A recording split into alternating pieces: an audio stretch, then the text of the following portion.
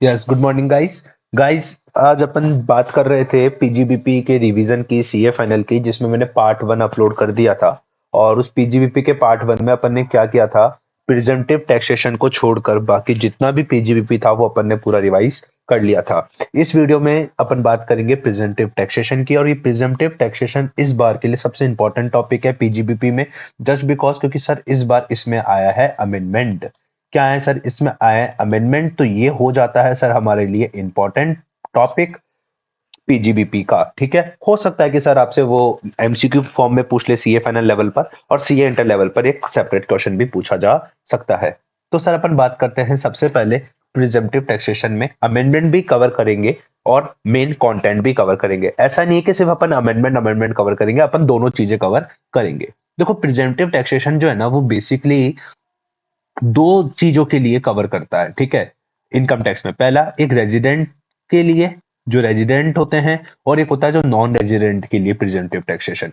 ठीक है, और अपन इस वीडियो के अंदर दोनों ही कवर करेंगे, रेजिडेंट भी as well as non resident भी। अब अपन पता है क्या करते हैं, सीए फाइनल पे कुछ बच्चे ऐसे होते हैं कि जो नॉन रेजिडेंट का जो प्रिजेंटिव टैक्सेशन होता है वो नॉन रेजिडेंट वाले चैप्टर के साथ कवर करते हैं। और फिर वो नॉन रेजिडेंट वाला चैप्टर पहले ही इतना बड़ा होता है, पहले ही इतना बल्कि होता है, तो फिर अपन क्या करते हैं, उस चैप्टर को छोड़ देते हैं और उसके साथ हमारा प्रिजेंटिव टैक्सेशन भी छूट जाता है, और 5 मार्क्स का हमारे को एग्जाम में नुकसान हो जाता है। ठीक है, तो अपन उस चैप्टर इस पार्ट को पीजीबीपी के साथ ही कवर कर लेंगे, सो डेट कि अपने वो 5 मार्क्स एग्जाम में बर्बाद नहीं जाएंगे। क्लियर है? Yes sir. हाँ, आइए सर, सबसे पहले अपन रेजिडेंट की बात करते हैं। रेजिडेंट में 3 सेक्शंस अपन को पढ़ना है प्रिजेंटिव के अंदर। Section 44 AD, section 44 ADA and section 44 AE. ये 3 सेक्शन अगर सर आपने ढंग से समझ लिए, ढंग से पढ़ लिए, देन फिर अपन एनआर की बात करेंगे। तो सेक्शन 44 एडी क्या कहता है? सेक्शन 48 44 एडी कहता है बिजनेस की, ये कहता है आपके प्रोफेशन की, और ये कहता है आपके गुड्स ट्रांसपोर्ट की। किसकी? गुड्स ट्रांसपोर्ट के रिगार्डिंग बात करता है। ठीक है, सबसे पहले अपन बात करते हैं इसकी, फिर इसकी, फिर इसकी। ठीक है, तो आइए, बिजनेस में क्या है सर? बिजनेस के अंदर क्या लिखा हुआ है, आइए मैं इसके दो टुकड़े कर देता हूं सर, ताकि आपको इजीली समझ में आएगा। क्या लिखा हुआ है? अगर आपकी जो कैश रिसिप्ट है, माइंड माय वर्ड सर, मैंने क्या बोला, आपकी जो कैश रिसिप्ट है वो अगर कितने परसेंट तक होती है? अगर वो अप टू 5% तक हो। क्या बोला मैंने? 5% ऑफ टोटल रिसिप्ट। जो भी आपका टोटल टर्नओवर है, जो भी आपका टोटल रिसिप्ट है, उस टोटल टर्नओवर का 5% तक ही आपका कैश रिसिप्ट है। दैट मीन्स कि आपका जो टोटल टर्नओवर है, लेट सपोज मान लीजिए 1 करोड़ है, तो 1 करोड़ का 5% कितना होता है? 1 करोड़ का जो 5% होता है वो 5 लाख होता है। तो मैं वो कहता हूं 5 लाख रुपए तक का ही आपका कैश का ट्रांजेक्शन है, बचा हुआ सब आप बैंकिंग चैनल के थ्रू करते हो। तो ऐसे केस में आपकी जो टर्नओवर की लिमिट होती है, वो जो टर्नओवर की लिमिट होगी, वो टर्नओवर की जो लिमिट होगी, वो लिमिट होगी आपके 3 करोड़ रुपए की। कितने करोड़ रुपए की लिमिट हो जाएगी? आपके 3 करोड़ रुपए की लिमिट हो जाएगी। तो इसका मतलब मैं कह सकता हूं कि सर अभी तक क्या होता था, अभी तक ये होता था कि जिस भी बिजनेसमैन की टोटल टर्नओवर 2 करोड़ तक है वो ही प्रेजेंटिव में जा सकता था। लेकिन अब मैं कह सकता हूं कि आपकी टर्नओवर की लिमिट 3 करोड़ तक बढ़ सकती है, प्रोवाइडेड कि आपका जो टोटल टर्नओवर है उसका 5% तक ही, 5% से ज्यादा नहीं होना चाहिए। 5% से कम हो चलेगा, 5% तो भी चलेगा, लेकिन 5% से ज्यादा नहीं होना चाहिए। क्या? कैश में ट्रांजेक्शन, कैश में रिसिप्ट। और सर माइंड माय वर्ड्स, मैंने यहां पे सिर्फ ओनली कैश रिसिप्ट कंसिडर करी है, ना कि कैश पेमेंट भी कंसिडर करा है। आप कैश में पेमेंट जितना चाहे उतना करो, आप कैश में पेमेंट जितना चाहे उतना करो, लेकिन आपकी जो रिसिप्ट है वो कैश के अंदर अप टू 5% तक होनी चाहिए। एग्जामिनर आपको इस तरीके से घुमाएगा कि आपका जो टर्नओवर होगा वो लेट सपोज मान लीजिए 1 करोड़ है। ठीक है, और मैं कहूंगा कि आपका जो कैश रिसिप्ट है वो 5 लाख है, लेकिन मैं कहूंगा कि आपका जो पेमेंट है, आप जो कैश में पेमेंट करते हो वो आपका 20 लाख है। तो बताइए आपकी टर्नओवर की लिमिट क्या होगी? एमसीक्यू में क्वेश्चन आ सकता है, तो आपको इसको कंसीडर मत करना। आप इसको कंसीडर मत करना, क्योंकि मैंने क्या वर्ड बोला है? रिसिप्ट वर्ड बोला है। तो रिसिप्ट अप टू 5% तक है, इस कारण से आपकी टर्नओवर की लिमिट 3 करोड़ तक हो जाएगी। आई होप सर आपको ये प्रिजेंटिव टैक्सेशन में 44 एडी का जो बिजनेस वाला है वो आपको समझ में आ गया होगा। क्लियर है? Yes sir. सर मान लीजिए अदरवाइज, मतलब अगर ऐसा नहीं हो तो मान लीजिए हमारा 5% से ज्यादा हो तो सर फिर वही लातों के भूत बातों से थोड़ा मानते हैं, तो आपका टर्नओवर की लिमिट हम 2 करोड़ ही रखेंगे। टर्नओवर की लिमिट कितना रखेंगे? 2 करोड़ ही रखेंगे। समझ में आई या नहीं आई बात? तो कहने का मतलब क्या हुआ सर? कहने का मतलब ये हुआ, सिंपल सी बात है, अगर आपका टर्नओवर का 5% तक ही कैश शिफ्ट है तो आपका टर्नओवर की लिमिट 3 करोड़ तक भी है। अगर आपकी टर्नओवर 3 करोड़ तक का भी है तो भी आप प्रिजेंटिव टैक्सेशन ऑप्ट कर सकते हो। क्लियर है? समझ में आई या नहीं आई बात? Yes sir. सर ये प्रिजेंटिव टैक्सेशन क्यों लेते हैं? सर प्रिजेंटिव टैक्सेशन इसलिए लेते हैं सो डैट कि हमारे को एकदम स्मूथली, एकदम इजी कंप्लायंस मिल जाए हमारे टैक्स रिटर्न का। और बहुत आज की तारीख में सर प्रैक्टिकली लाइफ में बहुत सारे ऐसे जो छोटे छोटे बिजनेसमैन होते हैं ना, वो प्रिजेंटिव टैक्सेशन के अंदर ही अपनी रिटर्न फाइल करते हैं सो डैट कि उनको ज्यादा माताफोड़ी नहीं करनी पड़े। तो पहले दिक्कत आती थी कि उनका जो टर्नओवर था वो 2 करोड़ से ज्यादा हो जाता था, तो फिर वो प्रिजेंटिव टैक्सेशन नहीं ले पाते थे, क्योंकि प्रिजेंटिव टैक्सेशन लेने की लिमिट है कि आपका टर्नओवर 2 करोड़ से ज्यादा नहीं होना चाहिए था। लेकिन अब अमेंडमेंट आया कि अगर आपका कैश रिसिप्ट अप टू 5% तक है तो वो 2 करोड़ की लिमिट 3 करोड़ में हो जाएगी, अदरवाइज 2 करोड़ ही रहेगी। समझ में आया नहीं आया सर बिजनेस का? क्लियर है? ऐसे अब अपन प्रोफेशन की बात कर लेते हैं सर। ऐसे अब अपन अब किसकी बात कर लेते हैं? प्रोफेशन की भी बात कर लेते हैं। एक सेकंड सर, अब अपन प्रोफेशन की बात कर लेते हैं सर, ठीक है? प्रोफेशन के भी सर दो टुकड़े करें। वही, अगर आपका वही कैश रिसिप्ट जो होता है वो अप टू कब तक हो? वो अप टू 5% तक हो। वही cash receipt of total turnover का, जो भी आपका टोटल टर्नओवर है उसका अगर 5% तक अगर आपकी कैश रिसिप्ट है तो आपका जो टर्नओवर का जो लिमिट होता है वो कितना होगा? टर्नओवर का लिमिट हो जाएगा 75 लाख रुपए। कितना हो जाएगा सर? 75 लाख रुपए आपका टर्नओवर का लिमिट हो जाएगा। लेकिन अदरवाइज क्या होगा सर? अदरवाइज जो आपका टर्नओवर का लिमिट है वो कितना रहेगा? टर्नओवर का लिमिट आपका 50 लाख रहेगा। मतलब सेम है, सब कुछ सेम है, सेम आपका बिजनेस जैसा ही है, लेकिन यहाँ पे टर्नओवर की लिमिट में बदलाव है। यहाँ पे 75 लाख है, यहाँ 50 लाख है, यहाँ 2 करोड़ है और यहाँ आपका 3 करोड़ है। समझ में आया या नहीं आया? बताइए सर, लॉजिक क्लियर हुआ या नहीं हुआ? समझ में आया या नहीं आया? मतलब sir as a being a chartered accountant, जैसे मान लीजिए मैं भी चार्टर्ड अकाउंटेंट हूं, और एक्चुअली में हूं ही सर, मैं चार्टर्ड अकाउंटेंट। मान लीजिए अब मैं सर प्रैक्टिस खोलता हूं, मैं एक प्रोफेशन हूं, मैं मेरा प्रोफेशन है प्रैक्टिस, ठीक है? तो लेट्स सपोज मान लीजिए मेरा जो टर्नओवर है, अगर मेरा टर्नओवर 50 लाख से ज्यादा हो जाता है तो पहले क्या होता था कि मेरे को प्रेजेंटिव में अप्लाई नहीं कर सकता था। मैं फिर क्या करता था? मैं नॉर्मल टैक्सेशन रूल अप्लाई करता था। लेकिन अब क्या कर दिया? अगर मेरा 50 लाख से ज्यादा हो जाता है और अप टू 75 लाख तक है, अगर मेरी टर्नओवर की लिमिट अप टू 75 लाख तक है, तो भी मैं क्या कर सकता हूं? इसमें जा सकता हूं, किसमें? प्रेजेंटिव टैक्सेशन में। लेकिन मेरा जो कैश रिसिप्ट है वो टोटल रिसिप्ट का 5% से ज्यादा नहीं होना चाहिए। अगर कैश रिसिप्ट टोटल रिसिप्ट का 5% से ज्यादा नहीं है तो मेरी टर्नओवर 75 लाख तक भी होगी तो भी मैं प्रेजेंटिव में जा सकता हूं। लेकिन अगर मेरा कैश रिसिप्ट ज्यादा है तो फिर तो मेरे लिए 50 लाख की ही लिमिट एप्लीकेबल होगी। अगर 50 लाख तक है तो प्रेजेंटिव, अदरवाइज नॉर्मल में चला जाऊंगा। तो मेन चीज क्या, डिसाइडिंग फैक्टर क्या होगा सर? हमारा डिसाइडिंग फैक्टर होगा कि क्या हमारी कैश रिसिप्ट अप टू 5% तक है क्या? यदि अप टू 5% तक है तो सर आप प्रिजेंटिव में जा सकते हो। क्यों? क्योंकि आपकी टर्नओवर की लिमिट बढ़ जाती है कि ठीक है भाई, तेरा 3 करोड़ तक भी होगा बिजनेस के केस में तो भी तू प्रिजेंटिव में चल जाना, प्रोफेशन में तेरा 75 लाख तक भी होगा तो भी तू प्रिजेंटिव में चला जाना। लेकिन अगर ये वाली कंडीशन ही फुलफिल नहीं हुई आपकी 5% वाली, तो फिर आपके लिए वो पुरानी वाली जो लिमिट थी ना कि 2 करोड़ तक होगा तो ही प्रेजेंटिव में जाएगा, 50 लाख तक होगा तो ही प्रेजेंटिव में जाएगा। क्लियर है क्या? अदरवाइज नहीं जाएगा। आई होप सर आपको बहुत अच्छी तरह क्लियर हो गया होगा। समझ में आया या नहीं आया? लॉजिक क्लियर है सर? मैं इसको बाद में बताऊंगा, इस वाले टॉपिक को मैं बाद में लूंगा। पहले अब मैं इन दोनों के अंदर, ये तो मैंने आपको बता दिया कि चलो ठीक है आप प्रेजेंटिव टैक्सेशन ले लोगे, लेकिन इस प्रेजेंटिव टैक्सेशन के अंदर कैसे आप अमाउंट डिटरमाइन करोगे, कैसे आप अपना प्रॉफिट बताओगे, क्या चीजें होती है वो अपन आगे देखते हैं अभी।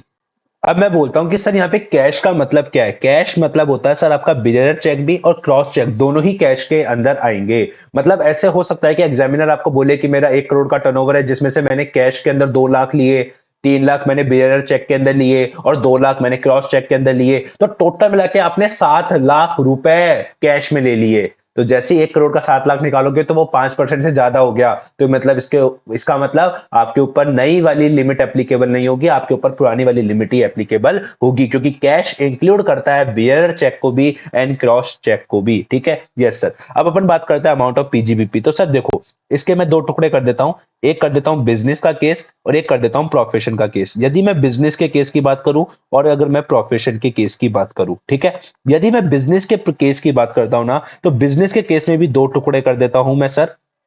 बिजनेस के केस में दो टुकड़े कैसे?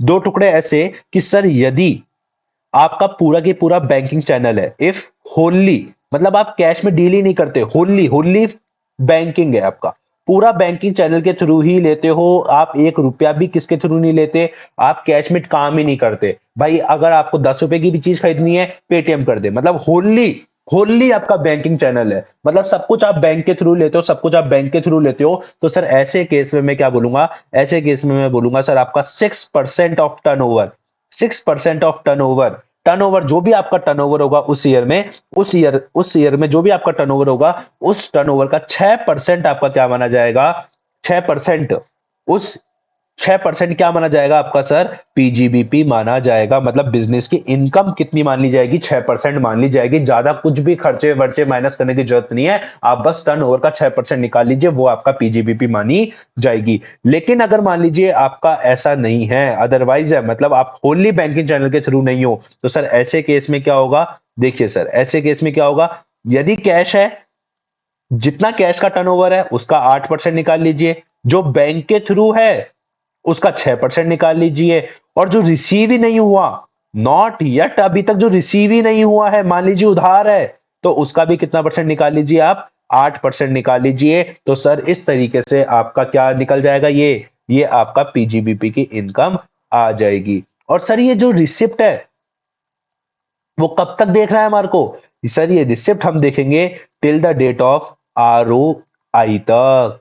हम देखेंगे कि हमारा जो आरओआई है, जिस दिन आरओआई मतलब रिटर्न ऑफ इनकम की जो ड्यू डेट है, रिटर्न ऑफ इनकम की जो ड्यू डेट है, उस ड्यू डेट तक हमारे पास कितना कैश आया है, कितना बैंकिंग के थ्रू आया है, कितना हमारे पास रिसीव नहीं हुआ है, हम उन तीनों का बाइफरकेशन के बेसिस पर लेंगे। मैं आपको एक एग्जांपल के थ्रू समझाता हूं इसको। देखिए सर, लेट सपोज मान लीजिए एक एग्जांपल लेता हूं, अप्रैल 2023, 31 मार्च 2024, फाइनेंशियल ईयर खत्म हुआ, मेरा जो कैश का टर्नओवर था वो 20 लाख था, बैंक के थ्रू आया 40 लाख, ठीक है, और टोटल 60 लाख मेरे पास आ गया था। क्लियर है?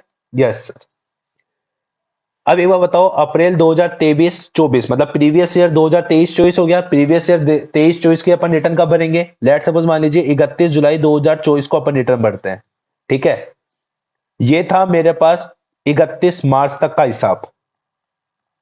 अब 31 मार्च से 31 जुलाई 2024 तक, इन अप्रैल मई जून जुलाई 4 महीने में मैंने कितना, 20 लाख रुपए कैश में उठाए, 20 लाख रुपए और कैश में मेरे को रिसीव हुए। तो बताइए मेरा सर कितना पीजीबीपी की इनकम आएगी। तो देखिए सर, क्या ये होली बैंकिंग चैनल है क्या, नहीं सर, देखो कैश आ चुका, मतलब होली बैंकिंग चैनल नहीं है। तो अपन क्या करेंगे, इस 20 लाख का क्या करेंगे अपन, अलग कलर से बताता हूं, इस 20 लाख का कितना परसेंट, 8%, इस 40 लाख का कितना परसेंट, 6%। क्या इसको भी कंसिडर करेंगे, नहीं करेंगे? मैंने क्या बोला था, अपन को कब तक का कैश रिसिप्ट लेनी है, अपन को रिसिप्ट कब तक की लेनी है, आरओआई तक की रिसिप्ट अपन को आरओआई तक की लेनी है। तो अपन इसका भी कितना परसेंट लेंगे, इसका भी सर अपन परसेंट लेंगे 8%। समझ में आई या नहीं आई बात?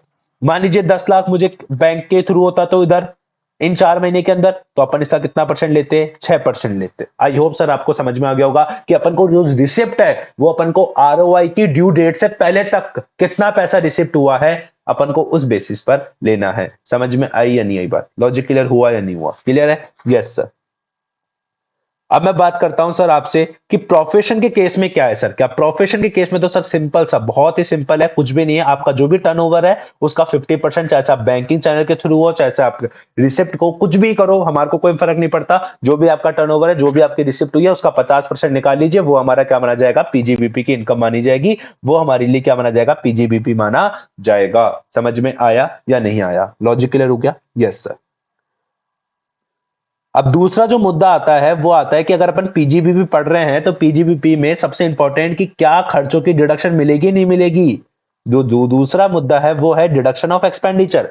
क्या एक्सपेंडिचर की डिडक्शन मिलेगी नहीं मिलेगी, नहीं मिलेगी, नहीं मिलेगी, नहीं मिलेगी। क्यों नहीं मिलेगी यार, एक बात बताओ, आपको पहले ही हमने इतना सिंपल सिंपल तरीका बता दिया, 8%, 6%, 50%। अब और आप और खर्चे की डिडक्शन लोगे, आपको शर्म आनी चाहिए सर, हम आपको खर्चे की डिडक्शन नहीं देंगे, खर्चों की डिडक्शन नहीं देंगे, नहीं देंगे, नहीं देंगे। क्लियर है? Yes sir. तीसरा पॉइंट, सर क्या ब्रॉड फॉरवर्ड लॉसेस क्या ये अलाउ होंगे?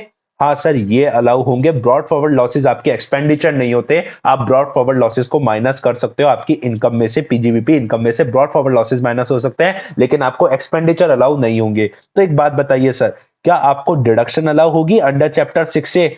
हम जो चैप्टर नंबर 6 से की डिडक्शन पढ़ते हैं, एटीसी वाली, हाँ सर वो भी हम आपको अलाउ कर देंगे, वो भी हम आपको अलाउ कर देंगे। तो सर एक बात बताइए, क्या हमारे को अनएब्जॉर्ब्ड क्या हमारे को अनएब्जॉर्ब डेप्रीशिएशन अलाउ होगा या नहीं होगा? एक बात बताइएगा सर, अनऑब्जॉर्ब डेप्रीशिएशन, डेप्रीशिएशन भी तो एक तरीके से खर्चा ही होता है, तो ये आपको अलाउ नहीं होगा। समझ में आया? तो ये मैंने क्लैरिफाई कर दिया, क्योंकि एग्जाम में इसको बहुत ज्यादा कंफ्यूज कर दिया जाता है। तो अनऑब्जर्व डेप्रिसिएशन भी आपको अलाउ नहीं होता, ये दोनों केसेस में है।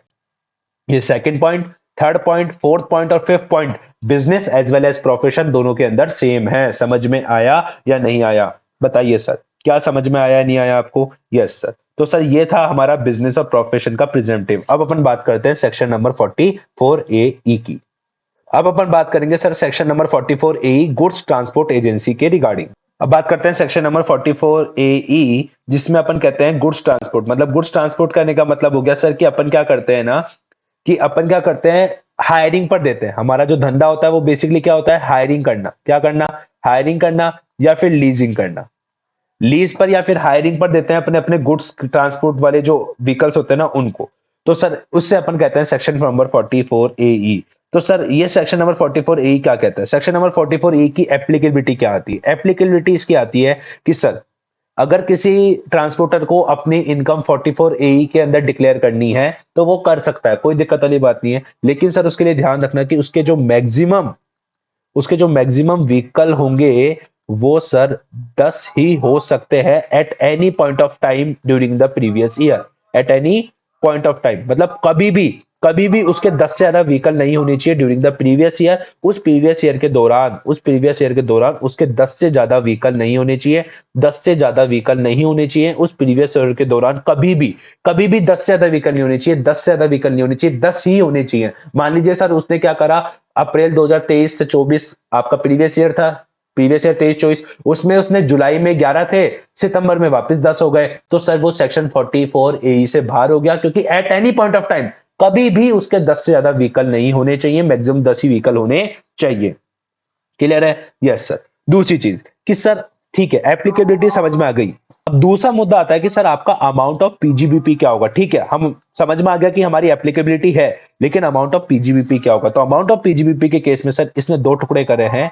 पहला, आपका व्हीकल कैसा है, क्या आपका हैवी व्हीकल है क्या, या फिर आपका लाइट व्हीकल है। अगर आपका हैवी व्हीकल मतलब सर, हैवी व्हीकल का मतलब होता है कि जिसका वजन 12,000 केजी से ज्यादा हो, मतलब 12 टन से ज्यादा हो, 12 टन से ज्यादा हो। ठीक है? और लाइट मतलब जो अदरवाइज, मतलब जिसका वेट जो होता है वो 12,000 केजी तक हो, या फिर 12 टन तक हो, या फिर 12 टन या फिर 12,000 केजी से कम हो। समझ में आया या नहीं आया?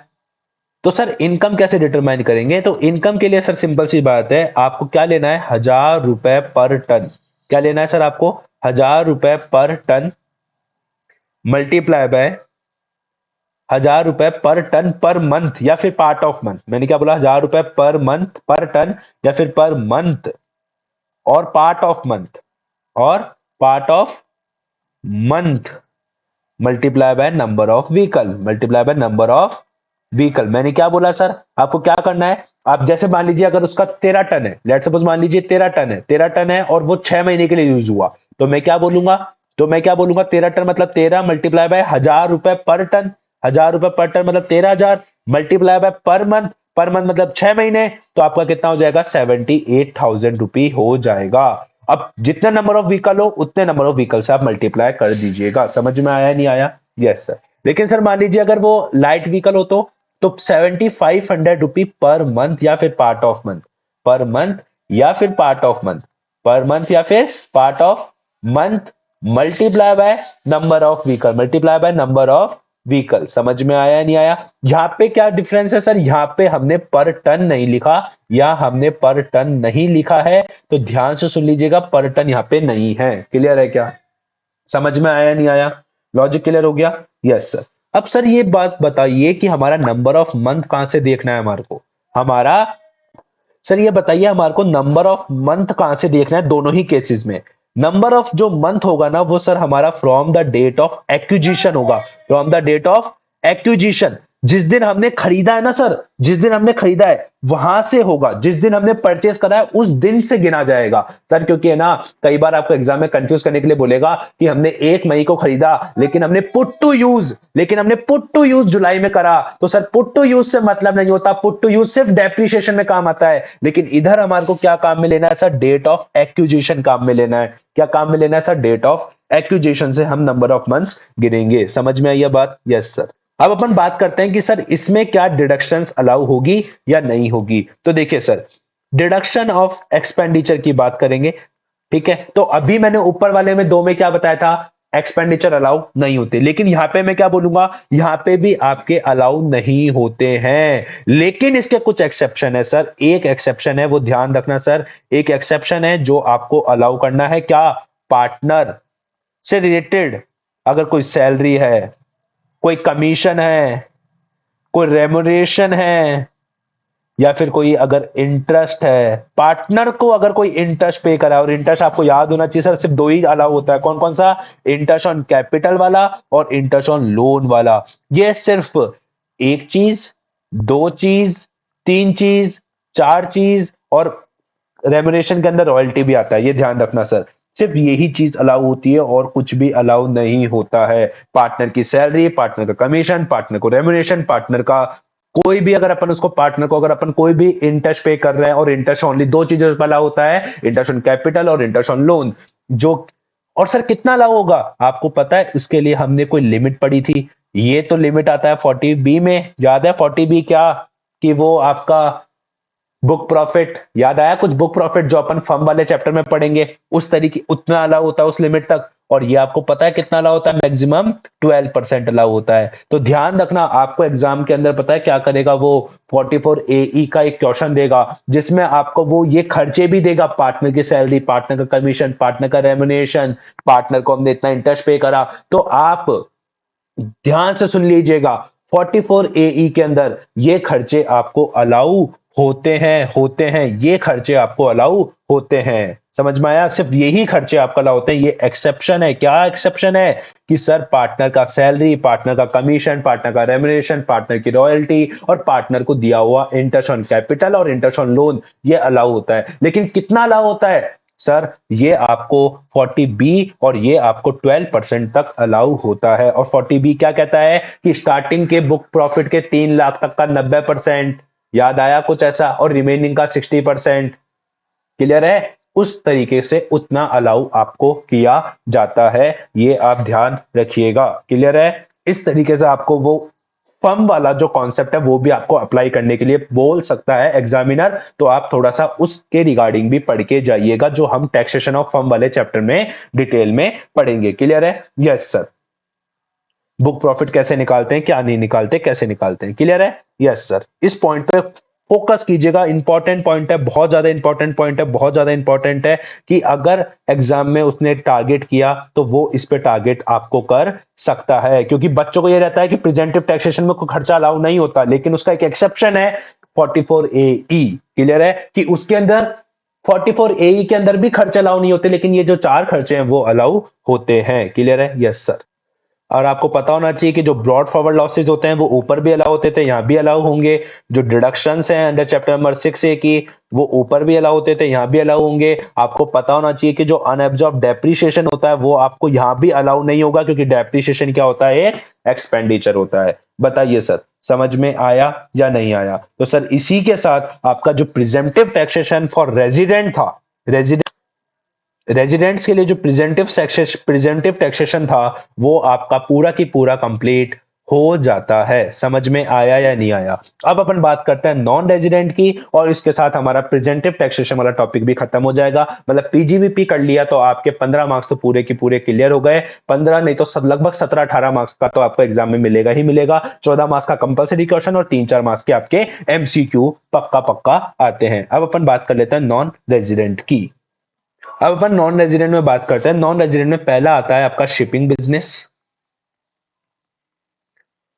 दूसरा आपका आता है एयरक्राफ्ट बिजनेस, तीसरा सर जो आपके आता है वो आता है आपका माइनिंग का बिजनेस, चौथा जो आपका आता है वो आता है सिविल कंस्ट्रक्शन, वो भी टर्नकी प्रोजेक्ट होना चाहिए, civil construction plus turnkey project होना चाहिए। ये दोनों वर्ड होंगे तो ही आपका नॉन रेजिडेंट का प्रेजेंटिव लगेगा। और जो पांचवा आता है वो आता है सर आपका हेड ऑफिस का एक्सपेंडिचर, हेड ऑफिस एक्सपेंडिचर्स। ये आपको ध्यान में रखना है। ये 5 टॉपिक आपको पढ़ना है और इसी के साथ आपका जो नॉन रेजिडेंट का प्रेजेंटिव टैक्सेशन है वो भी क्लियर हो जाएगा। और ये एग्जाम में सर 5 मार्क्स का तो आपसे जनरली पूछ ही लिया जाता है, तो कोई दिक्कत वाली बात नहीं है, अपन इसको फटाफट से कवर कर लेंगे। Sir shipping business, shipping business sir shipping business क्या होता है? शिपिंग बिजनेस में सिंपल सी बात है, आज को आपकी जो रेट होती है वो 7.5% होती है। क्यों? क्योंकि सर शिप में ज्यादा स्मगलिंग होने के चांसेस रहते हैं, इस कारण से इसकी टैक्स रेट भी हाई है। और एयरक्राफ्ट में कम होते हैं, इस कारण से इसकी 5% है। क्लियर है क्या? Yes sir. इसकी 10% है, इसकी 10% है। और ये जो हेड ऑफिस एक्सपेंडिचर है वो मैं आपको अलग से बताऊंगा, छोटा सा ये वो अपन अलग से रखते हैं। क्लियर है? Yes sir. ठीक है, यस सर। अब मैं बात करता हूं कि सर ये 7.5% ऑफ वॉट, किसका 7.5%? सर जो आपको अमाउंट रिसीव्ड हुआ है इन इंडिया, जो आपको इंडिया में रिसीव हुआ है उसका, प्लस जो आपके शिप्ड हुए हैं at India. Shipped at India का मतलब होता है जो इंडिया से रवाना हुए हैं, जो इंडिया से रवाना रवाना रवाना समझते हो ना, डिपार्चर हुए हैं। मैं इसको थोड़ा सा अच्छे से लिख देता हूं ताकि आपको क्लियर रहेगा। जो डिपार्चर फ्रॉम इंडिया है, मतलब जैसे जो डिपार्चर कहां से हुए हैं? फ्रॉम इंडिया से डिपार्चर हुए हैं ना। जो शिप इंडिया से डिपार्चर हुई है, जो शिप इंडिया से डिपार्चर हुई है, जो शिप्ड इंडिया से डिपार्चर हुई है, वो अमाउंट प्लस जो अमाउंट आपको इंडिया में रिसीव हुआ है। सर एक बात बताइए, कोई शिप थी जो दुबई से डिपार्चर हुई है, जो दुबई से डिपार्चर हुई है और मुंबई पर अराइव हुई है, तो इसका जो कंसिडरेशन है, क्या वो कंसिडरेशन आपके टैक्सेशन में मदद करेगा? तो दिव्य ध्यान रखना, आप ये बोलोगे सर कि अगर वो कंसिडरेशन हमारे को इंडिया में रिसीव हो जाएगा तो हम इसको कंसिडर कर लेंगे, अगर वो इंडिया में रिसीव नहीं हुआ तो हम इसको कंसिडर नहीं करेंगे। क्यों? क्योंकि डिपार्चर इंडिया से नहीं हुआ। क्लियर है? तो सर दोनों में से कोई भी अगर एक कंडीशन भी फुलफिल हो गई, मैं इसको और कर देता हूं सर, दोनों में से अगर कोई भी एक कंडीशन भी फुलफिल हो गई तो उसका पैसा हम इंक्लूड कर लेंगे 7.5% के अंदर। समझ में आया या नहीं? नहीं आया? तो 7.5% ऑफ वॉट, किसका 7.5%? सर जो अमाउंट आपको इंडिया में रिसीव हुई है उसका, या फिर उस अमाउंट का 7.5% जो अमाउंट आपको क्यों रिसीव हुआ था? क्योंकि वो जो शिप थी आपकी इंडिया से डिपार्चर हुई थी। समझ में आया नहीं आया? और सेम यहां 5% के अंदर भी सेम वही चीज है, जो अमाउंट आपको रिसीव्ड हुआ था, कहां रिसीव्ड हुआ था? या तो इंडिया में रिसीव हुआ था, या फिर या फिर आप शिप्ड, शिप्ड मतलब शिप को तो नहीं लिखूंगा मैं, यहां पे लिखूंगा जो आप टेक ऑफ हुए थे। टेक ऑफ कहां से हुए थे आप? फ्रॉम इंडिया से हुए थे। मतलब जब भाई आप इंडिया से टेक ऑफ हुई थी आपकी फ्लाइट, इंडिया से दुबई जा रही है आपकी फ्लाइट, तो इंडिया में जितने भी इंडिया से दुबई जाने पर जो भी पैसेंजर्स बैठे हैं उनसे जो पैसा, चाहे इंडिया के बाहर मिले या इंडिया में मिले, कोई फर्क नहीं पड़ता, क्योंकि रवाना कहां से हुई है? इंडिया से रवाना हुई है। तो इंडिया से जो डिपार्चर हुआ है उस कंसिडरेशन का भी 5% हम हमारे पीजीबीपी का टर्नओवर में मानेंगे। समझ में आया या नहीं आया? क्लियर है? सर ये 10% किसका लेंगे? ये 10% लेंगे सर ऑफ वॉट, किसका? जो अमाउंट हमारे को इंडिया में या तो रिसीव हुआ है, या तो अमाउंट इंडिया में रिसीव हुआ है उसका, या फिर ऑफ अमाउंट रिसीव्ड इंडिया, या फिर जो सर्विस है वो रेंडर की गई है इन इंडिया। तो मैंने क्या बोला सर, जैसे मान लीजिए कोई अगर सर्विस है जो इंडिया में रेंडर की गई है और उसका पैसा आपको दुबई में लाए तो भी वो इंक्लूड होगा, या फिर मान लीजिए सर्विस आपको दुबई में रेंडर की गई लेकिन उसका पैसा इंडिया में मिला है तो भी वो इंक्लूड होगा। समझ में आया? तो दोनों में से कोई भी एक कंडीशन फुलफिल हो जानी चाहिए। क्लियर है क्या? Yes sir. और जो लास्ट है सिविल कंस्ट्रक्शन प्लस टंकी प्रोजेक्ट, 10% ऑफ वॉट किसका? Of amount of such service, उस सर्विस के लिए। अब वो सर्विस सर, उस सर्विस का पैसा आपको कहीं भी मिले, इंडिया के बाहर मिले, इंडिया के अंदर मिले, कहीं भी मिले, लेकिन वो सिविल कंस्ट्रक्शन टंकी प्रोजेक्ट अगर आपने इंडिया के अंदर करा है तो उस इंडिया के अंदर किया हुआ जो भी सर आपकी इनकम होगी, वो इनकम आपको कहीं भी मिले, वो उसका 10%, मतलब इंडिया में रिसीव हो गया वो तो है ही, वो इंडिया में रिसीव हुआ वो तो है ही, प्लस जो इंडिया के लिए काम किया था और इंडिया के बाहर कहीं भी पैसा मिलेगा तो उसका भी आपको 10% लेना है। मतलब चारों के अंदर सेम सी सिचुएशन है। ठीक है, लेकिन सर ये जो प्रोविजन है ये सिर्फ ओनली फॉरेन कंपनीज के ऊपर एप्लीकेबल होता है। मतलब कहने का मतलब क्या सर, कि अगर कोई सिविल कंस्ट्रक्शन का काम कर रहा है, और सिविल कंस्ट्रक्शन में ध्यान रखना ये सिर्फ फॉरेन कंपनीज के लिए है। किसके लिए है? फॉरेन कंपनीज के लिए। मान लीजिए एक नॉन रेजिडेंट इंडिविजुअल अगर सिविल कंस्ट्रक्शन का काम करता है और जो टर्ंकी प्रोजेक्ट है तो सर, लेकिन उसके ऊपर आपका प्रिजेंटिव अप्लाई नहीं होगा। क्यों नहीं होगा? क्योंकि सर सिविल कंस्ट्रक्शन प्लस टंकी प्रोजेक्ट के लिए सिर्फ फॉरेन कंपनी के लिए ही प्रिजेंटिव टैक्सेशन अलाउ किया गया है। क्लियर है क्या? Yes sir. अब सर आगे, आगे ये क्या इसके अंदर किसी के अंदर भी एक्सपेंडिचर अलाउ होगा क्या? डिडक्शन ऑफ एक्सपेंडिचर मिलेगा क्या?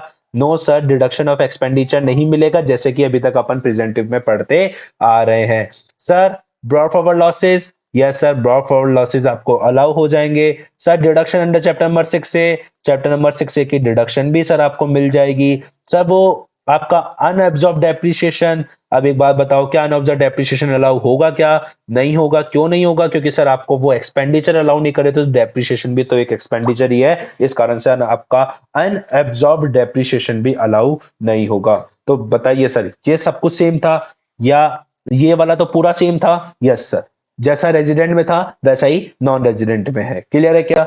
Yes sir.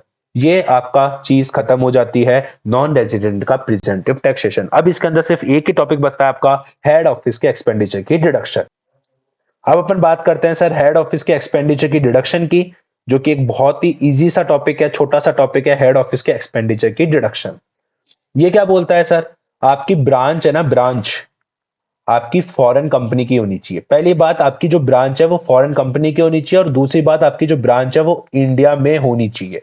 इंडिया में होनी चाहिए। मैंने क्या बोला? आपकी ब्रांच किसकी होनी चाहिए? फॉरेन कंपनी की ब्रांच होनी चाहिए। मतलब जैसे मान लीजिए वॉलमार्ट की ब्रांच इंडिया में है, तो इंडिया में ब्रांच है, हाँ सर। वॉलमार्ट की है मतलब एक फॉरेन कंपनी की है, हाँ सर। तो सर उस ब्रांच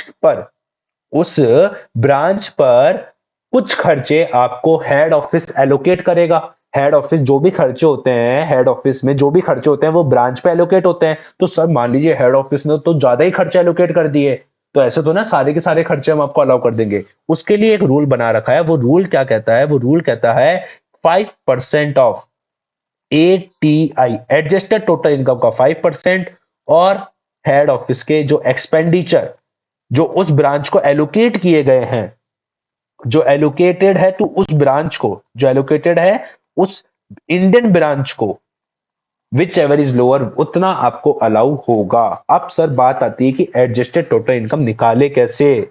क्या निकाले? एडजस्टेड टोटल इनकम निकाले कैसे?